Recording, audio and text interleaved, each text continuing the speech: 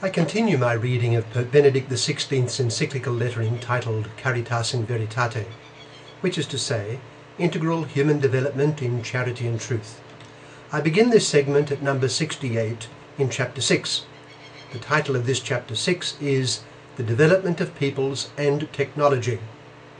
I shall read in this segment numbers 68, 69 and 70. Chapter 6, The Development of Peoples and Technology. Number 68. The development of peoples is intimately linked to the development of individuals. The human person by nature is actively involved in his own development. The development in question is not simply the result of natural mechanisms, since, as everybody knows, we are all capable of making free and responsible choices. Nor is it merely at the mercy of our caprice, since we all know that we are a gift, not something self-generated. Our freedom is profoundly shaped by our being and by its limits. No one shapes his own conscience arbitrarily, but we all build our own I on the basis of a self which is given to us. Not only are other persons outside our control, but each one of us is outside his or her own control. A person's development is compromised if he claims to be solely responsible for producing what he becomes. By analogy, the development of peoples goes awry if humanity thinks it can recreate itself through the wonders of technology, just as economic development is exposed as a destructive sham if it relies on the wonders of finance in order to sustain unnatural and consumerist growth. In the face of such Promethean presumption, we must fortify our love for a freedom that is not merely arbitrary, but is rendered truly human by acknowledgement of the good that underlies it. To this end, man needs to look inside himself in order to recognize the fundamental norms of the natural moral law which God has written on our hearts. Number 69. The challenge of development today is closely linked to technological progress, with its astounding applications in the field of biology. Technology, it is worth emphasizing, is a profoundly human reality, linked to the autonomy and freedom of man. In technology we express and confirm the hegemony of the spirit over matter.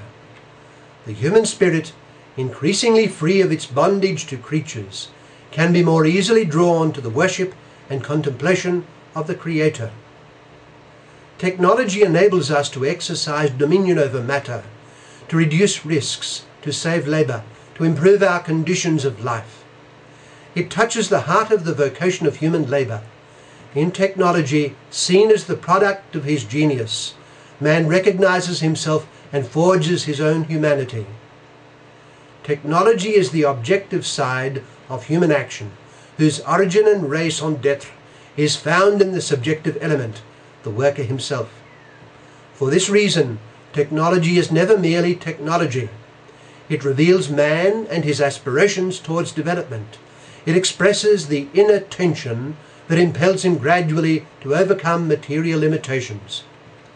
Technology, in this sense, is a response to God's command to till and keep the land, in Genesis chapter 2, verse 15, that he has entrusted to humanity, and it must serve to reinforce the covenant between human beings and the environment, a covenant that should mirror God's creative love.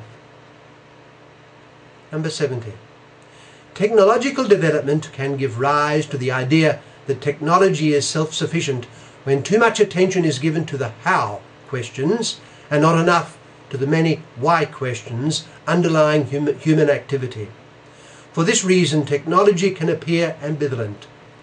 Produced through human creativity as a tool of personal freedom, technology can be understood as a manifestation of absolute freedom, the freedom that seeks to prescind from the limits inherent in things. The process of globalization could replace ideologies with technology, allowing the latter to become an ideological power that threatens to confine us within an a priori that holds us back from encountering being and truth.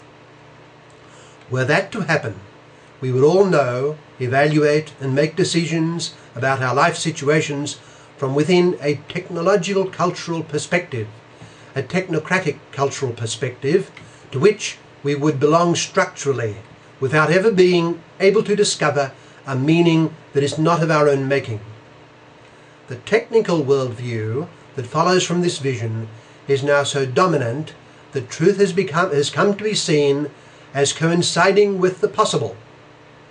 But when the sole criterion of truth is efficiency and utility, development is automatically denied. True development does not consist primarily in doing. The key to development is a mind capable of thinking in technological terms and grasping the fully human meaning of human activities within the context of the holistic meaning of the individual's being. Even when we work through satellites or through remote electronic impulses, our actions always remain human, an expression of our responsible freedom. Technology is highly attractive because it draws us out of our physical limitations and broadens our horizon. But human freedom is authentic only when it responds to the fascination of technology with decisions that are the fruit of moral responsibility. Hence the pressing need for formation in an ethically responsible use of technology. Moving beyond the fascination that technology exerts, we must reappropriate the true meaning of freedom, which is not an intoxication with total autonomy, but a response to the call of being, beginning with our own personal being. In my next segment, I shall begin at number 71.